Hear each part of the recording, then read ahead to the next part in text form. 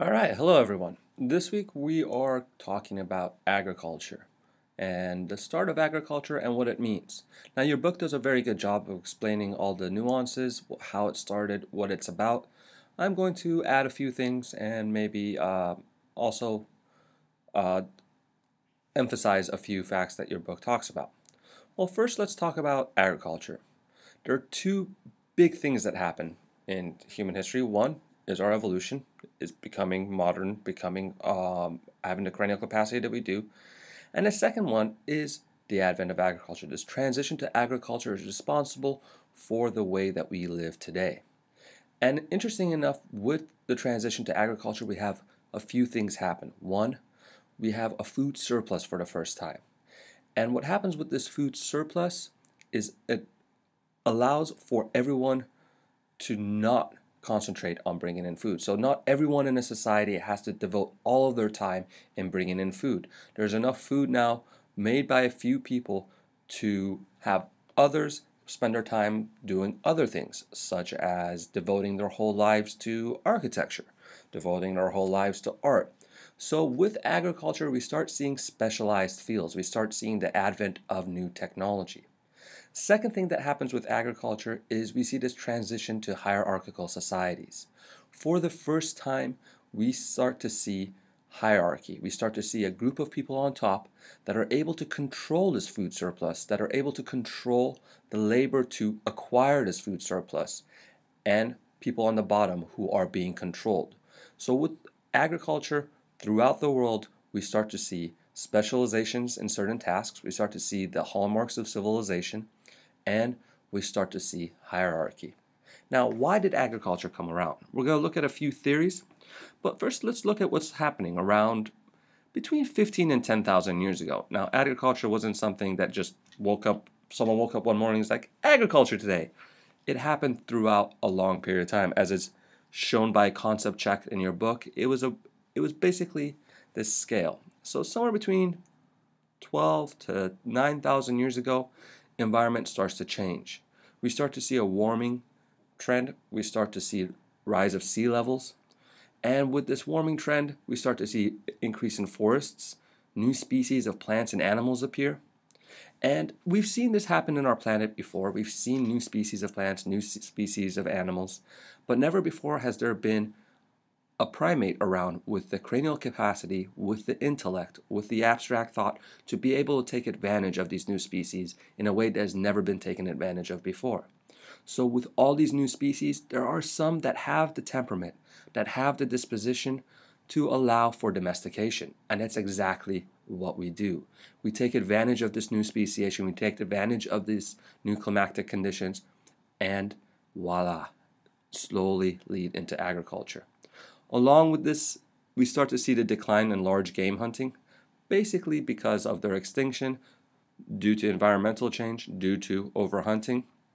And remember, one of the things that makes us human is our ability to eat many different things, have this diversified diet, which also allows us to try these new different species coming out and lead the way to domestication and agriculture.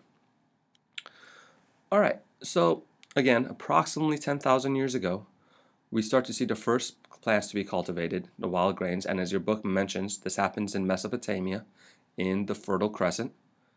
And the first animals to be domesticated are dogs, sheep, goats, and cattle. And again, these animals already, some of them have that disposition to allow for domestication. This is why we didn't domesticate other animals such as crocodiles or zebras, because they did not have this domesticating quality about them. All right, let's look at a few theories as to why agriculture started. Here's one of the interesting mysteries is we see agriculture pop up on different areas of the planet, such as central Mexico, as well as the Near East, around the same time, using the same techniques, but these two areas had no contact with each other. They almost simultaneously discovered agriculture. And one, has to do with the environmental changes I just talked about. And the second one, well, four other theories incorporate the natural habitat hypothesis, which is based on the proposal that the earliest domestication should appear where wild ancestors live. Well, this seems a little straightforward, of course they must. But natural habitat hypothesis gets into this a little bit more detailed, and it talks about how domesticated plants appearing where our wild ancestors lived, these domesticated plants already were easy to be domesticated. For instance, if you were to go out and you're gathering grain, bringing it over to your house where you live, throwing the grain on the side, and maybe in a couple of weeks you see that grain suddenly start growing. Well, now it occurs to you that you don't have to walk these miles to grab this grain. Maybe you can just grow it next to you. So the natural habitat hypothesis concludes that these grains already had an easy growing quality about them, and they appear next to where their wild ancestors live. We have the oasis hypothesis, which talks about, so we have this variety of species, this speciation happening around 11,000 years ago, and all these different species need to kind of coalesce around bodies of water, as everything living is dependent on water. So there's a lot of variety, but they're not spread out. They slowly are around each other, and humans are around water as well, and we take advantage of them. The other one your book talks about as well is the population pressure hypothesis. And this basically says that increasing populations need more food, and therefore domestication was a solution to this how are we going to get food problem. Now, this hypothesis is kind of iffy because we do see an explosion in population, but we see it after agriculture, not so much before. And we have the social hypothesis. And this is talking about the transition to farming and food storage and surplus. It's not necessarily just a straight relationship between what happened with the environment and what happens with population, but you need to look at how we are more social beings. Our social interactions and our ability to take advantage of these social interactions was around long before agriculture. So this was just the next step. The hierarchy, the seeds for hierarchy, pardon the pun, was already there, and the next step was taking advantage of food and using this to establish agriculture. All right, I'm going to take a quick little detour and talk about a city that your book mentions, but it's really cool, so I want to talk about it a little bit as well, and that's Jericho. Now, the reason I want to talk about Jericho is that it's not only one of the oldest cities, 10,000 years old, but Jericho is the oldest continuously inhabited place on earth. For 10,000 years, people have been living here. And they've been living here, and slowly people come in and live on top of the remains of people that were there before and have built this basically mound, what we call a tell, which is the accumulation of people living in layers. And this tell is about 70 feet high. Let's talk about little cool things about Jericho real quick. Here, you see Jericho is right here near the coast of the Mediterranean. And this is modern day Jericho. This is why people are still inhabiting the area, because there's still water, land's still fertile. Early on in Jericho, early excavations revealed metots, what we call metots and mortars, used to grind down grains and create bread and sometimes beer. And this was at the very, very bottom level. So starting around 10, 11,000 years ago, people start settling, staying in Jericho. And as it starts growing, a village slowly turns into a city. Here we see during the agricultural revolution, we've become better and better at manipulating stone.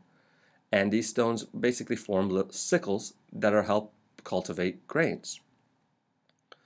Storage became really important. Remember, we have this food surplus now, and a few controlling this food surplus. So we find storage facilities at the very bottom levels, dating back to 9 to 10,000 years ago, where large amounts of food were being brought, stored, and again controlled by a select few. Now, as settlements started with agriculture, we start seeing trade, which is really interesting. We see art and items that are native to Jericho found far away, and vice versa. Foreign objects being brought in and found inside Jericho. And this proves that there was a trade route established between Jericho and other cities. And another interesting thing, we're going to dabble a little bit into bioarchaeology, is we start to see the accumulation of status goods. Now, the accumulation of status goods we find with burials. So people are buried with grave goods that are very, very valuable. And what's interesting is that we see burials of children, of juveniles and subadults with status goods. Now, what this signifies in bioarchaeology is that hierarchy not only existed, but hierarchy was inherited. Because a child cannot have the time to accumulate his or her own wealth, this wealth has to be passed down by parents. Therefore, we start seeing inherited hierarchy in the status goods buried with individuals. And the last part I want to talk about Jericho, which is really interesting, is archaeology has revealed this large stone wall that seems to have encircled the whole site or the whole city, 6 feet thick at the base, and then at the wall there was a tower with a diameter of 30 feet. Now this implies that there was a control of labor, an intense control of labor to be able to build this wall, but also the inhabitants of Jericho were a little scared of something. They were defending themselves from something.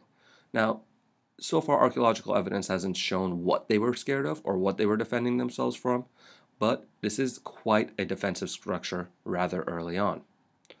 All right, let's really quickly look at agricultural's contributions. But we'll do that in the next lecture.